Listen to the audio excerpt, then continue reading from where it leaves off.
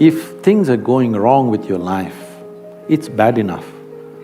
If you get depressed, you're only multiplying the problem. If you're causing depression to yourself, you are able to generate substantial amount of intense emotions and thoughts, but in the wrong direction. Depression means your life energies have become very low and state. Happiness means your life energies are exuberant.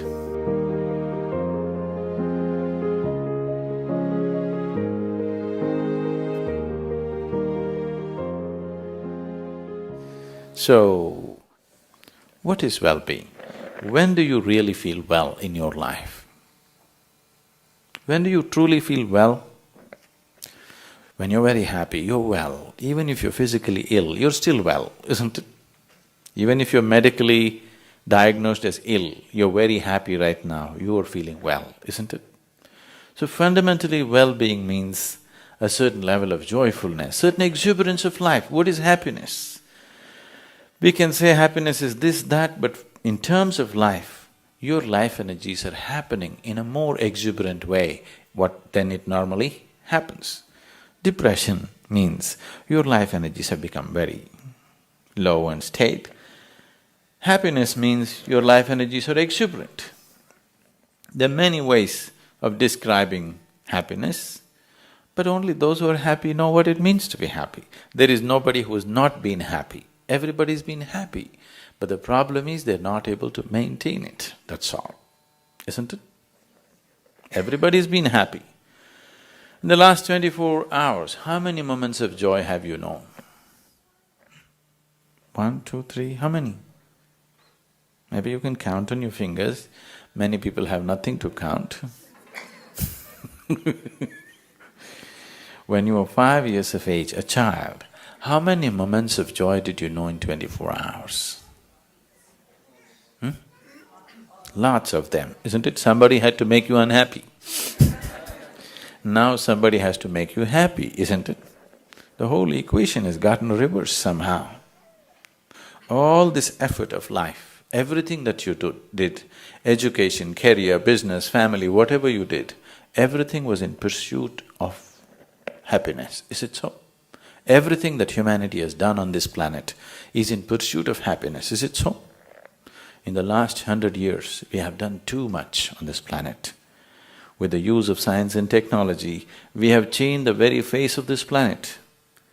Today, we have the kind of comforts and conveniences that no other generation could ever even imagine. Yes?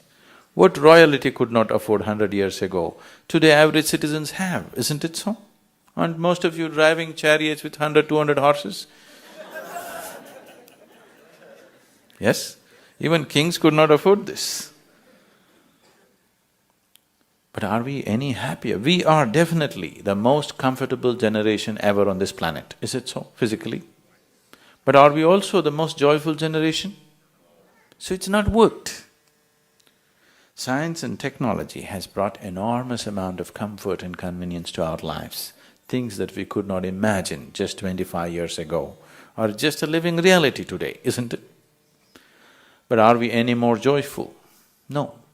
And all these comforts and conveniences have not come easy, they've come at a tremendous cost to every other life on this planet. Yes? Every creature, from plant to animal to everything, including human beings, have paid an enormous price to create these comforts and conveniences, and we are not even happy. What is the point? We are literally making a bonfire of this planet. If you are ecstatic, it's okay, burn the planet, it's all right. We are not even happy. I think it's time to really look at it, isn't it? Why are we burning it up if we are not even happy? The life within you always wants to be alive, always longing to hit the highest peak possible. Life is always exuberant and effervescent. It is only psychologically you have hit a depressive mode. You got lost in the logical dimension of your mind. Your intelligence says one thing, but the logical thinking says something else altogether. The repetitive nature of your daily life itself can be depressive. I want you to understand this. Moments of extreme logic or moments of suicide, Depression means you're committing suicide in installments. More and more you apply your logic to your life, the less and less alive you become. Your logic should be employed only to handle the material aspects of your life. If you apply logic to your life itself, you will become depressed. If you eliminate everything that means something to you, the birds in the sky, the flowers in your garden, your child's face, and dissect your life with your logic, depression will be the destination. It's time you rejig your life. The most valuable thing in your life is life itself. Where you live, what you drive, what you wear, what you eat, these are all accessories to life. You're alive right now. This is the biggest phenomena. This is the greatest joy. You need to clearly understand, it doesn't pay to be unhappy, depressed or sick. Being joyful and ecstatic pays, and if it doesn't pay, who cares? If you are capable of causing depression to yourself, I'm saying this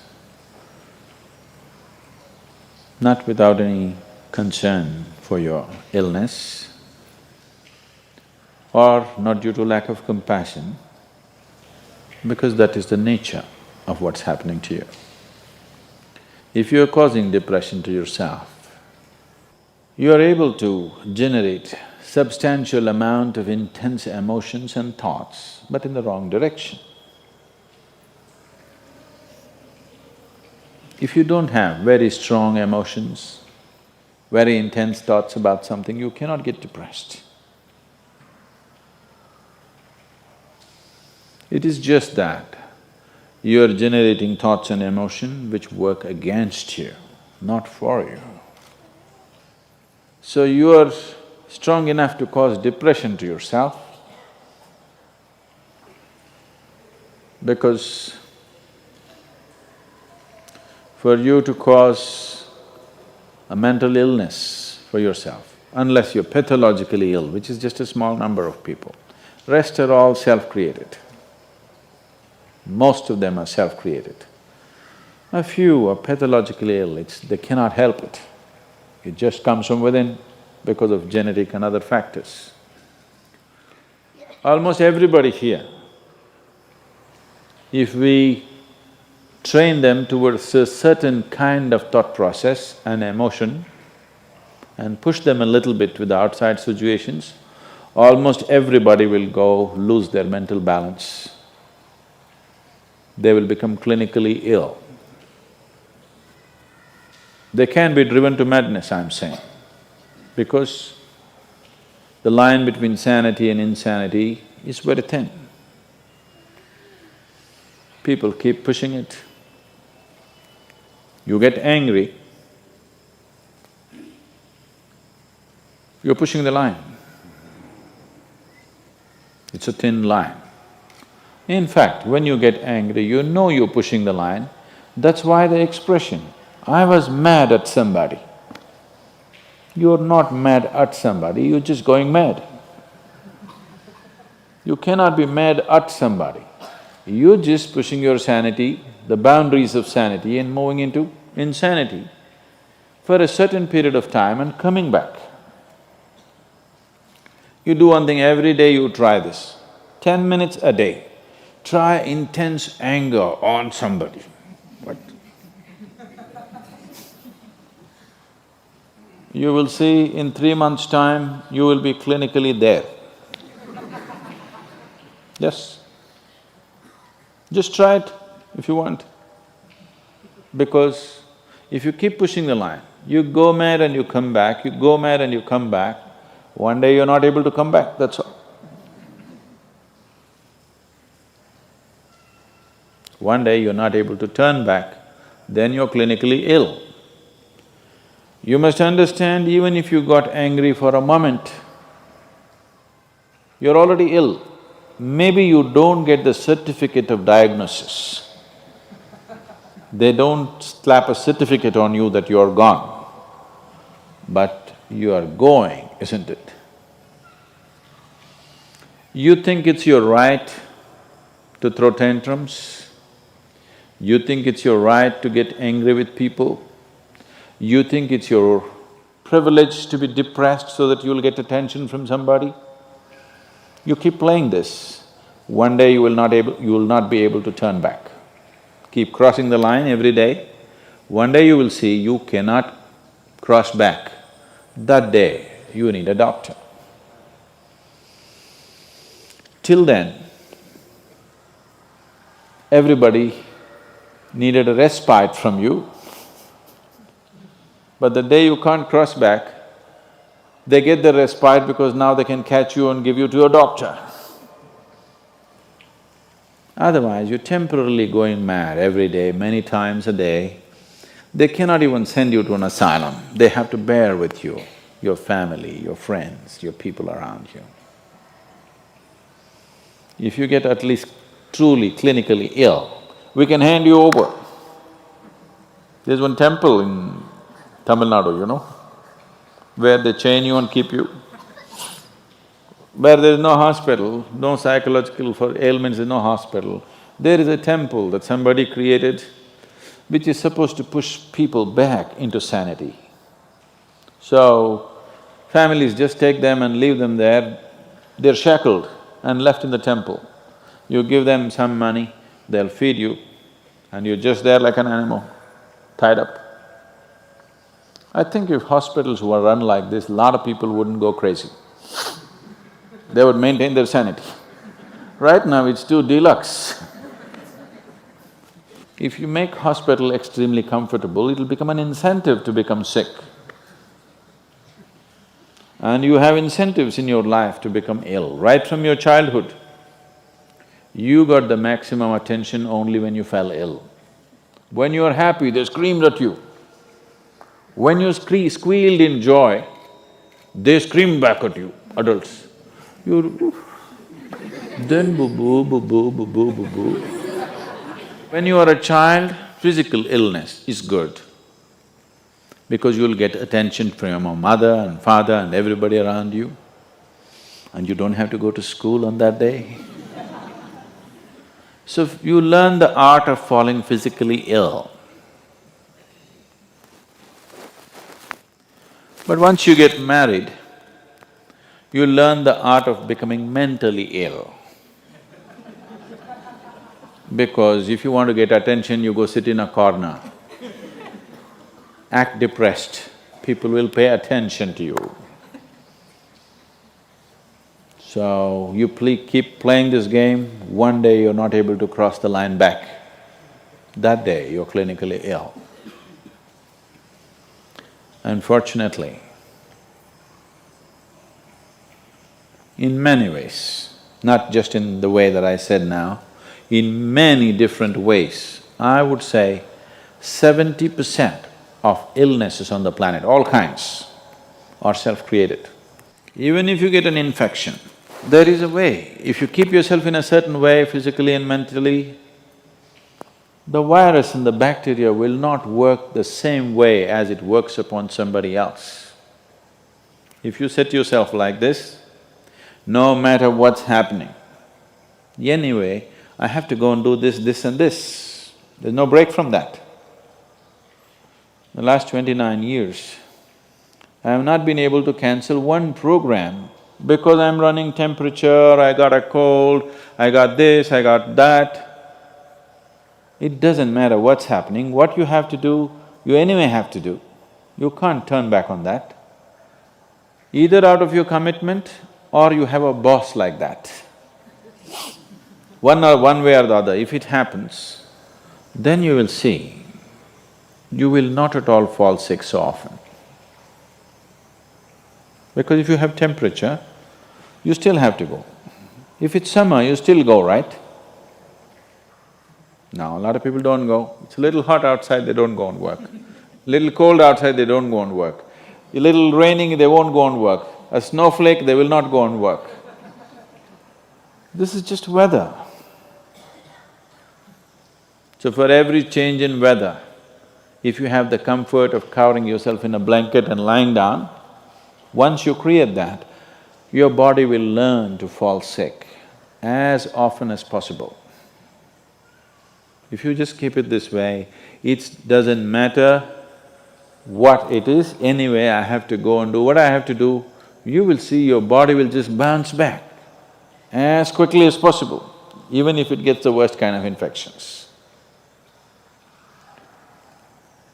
So you just have to set the necessary conditions for health, necessary incentives for health, both for yourself and your children if you have them. Do not set incentives for sickness. If a child is sick, observe him from a distance, never go cuddling. He knows that's the worst time of his life and he knows he has to get well soon. And give him the best attention when he is joyful. You will see he naturally learns from within. His very chemistry will learn that it pays to be joyful, it doesn't pay to be sick. If you make this very clear to your own biology, to your own chemistry and to everybody around you, you will see people will not fall sick as often as they are right now. So set that up for yourself. You will see you will get healthy. If you can turn your mind this way, you can also turn it this way. I want you to understand this. No, I'm like this because my father abused me when I was 7 years of age. If you know all that bullshit, you can as well turn yourself around, isn't it? It's time. You must understand, mentally, physiologically, chemically, energy-wise, you must clearly understand it doesn't pay to be sick, unhappy, depressed, it doesn't pay. To be joyful and ecstatic, it pays. If you make this clear to all these people inside, they will all behave properly. So psychology and psychiatry has been infamously held by the neck because of pills. This is something that, has been like a raising concern in everybody's mind, because at least that stigma of going to counselors have fortunately come down a little, but the fact that people go to psychiatrists and the fact that they are prescribed pills is somehow still there. You're telling me, I'm not rubbishing the science. I said, if things are going wrong with your life, it's bad enough. If you get depressed, you're only multiplying the problem. For this, the activists have been… You also? You also? Okay. Okay, I'll explain that. I very much understand. I'm closely associated with various people who are in the profession, and there are many people, because every day I'm meeting thousands of people, not everybody is perfectly sane, a lot of them go off, they need doctors' help, everything. It's not we're discounting that. But if you do not bring the fundamental responsibility in every human being that their physical and mental health is their business, if you do not bring this from an early age, you will see a lot more people will go off. Don't think everybody is pathologically ill, no. Those who are pathologically ill, without medication for periods of time, they may not be able to come out at all. Some of them will never come out, that is also there, that's a different matter. But we are talking about all the fringe kind of madness, which all of us have. Something goes wrong, I can also drive myself into depression. I can also drive myself into depression. Something that I want doesn't happen. Everybody capable of driving themselves into depression, isn't it so? Is it possible or not? So what you're saying is depression is not a choice? I mean, is that what you're saying? You think depression is a choice? Please understand, there are some who are pathologically ill. It gets them in spite of themselves, but many of them push themselves into it. Suppose you get very angry, what is the expression you use? I'm mad at you. So consciously, willingly you're getting mad because you get some results in the society. If you keep trying it, because the line between sanity and insanity is so thin, if you push, one day you will cross. There are many people in the world who need not be ill, both physically and mentally, not just mental illness I'm talking. Both physically and mentally, they need not be ill. See, right now, for last 50 years, some millions of cardiac surgeries have been done. Today surgeons are clearly telling you, if you go off red meat, you eat the right food, if you exercise, you will not come for the surgery table. Is that against your cardiology? Why is psychology such an insecure profession? Absolutely not. There's a certain diagnostic criteria for… So, I might be sad, I might be extremely sad, but that does not mean that I am depressed. I am entitled to my sadness. See, please, who doesn't know this? Do I look so simplistic that I don't understand somebody is sad and somebody is depressed? But is it possible that many people push themselves into depressive states at certain times in their life, and the same people also came out in a determined way? Is it there? Thousands of them? Is it there or no? Yes. Many of them. So, if I say it is open, everybody need not end up with chemicals. Maybe it's against a particular profession, but we're talking for humanity. Thank you, Sadhguru. Although I don't think Anjali is fully convinced on the answer's tangent. Questions? How do you get fully convinced or not convinced on a fact? If it's your opinion, you can be convinced or not convinced. Is it a fact that many of you, I'm saying most of you are young, you have not seen much life, but even in this little life that you have seen, there were moments when you crossed your sadness and became depressed for a few days. Has it happened to you? And most of you have come out of it without anybody's help, or maybe with a friend or somebody who mentored you a little bit, have you? These are facts, these are not opinions.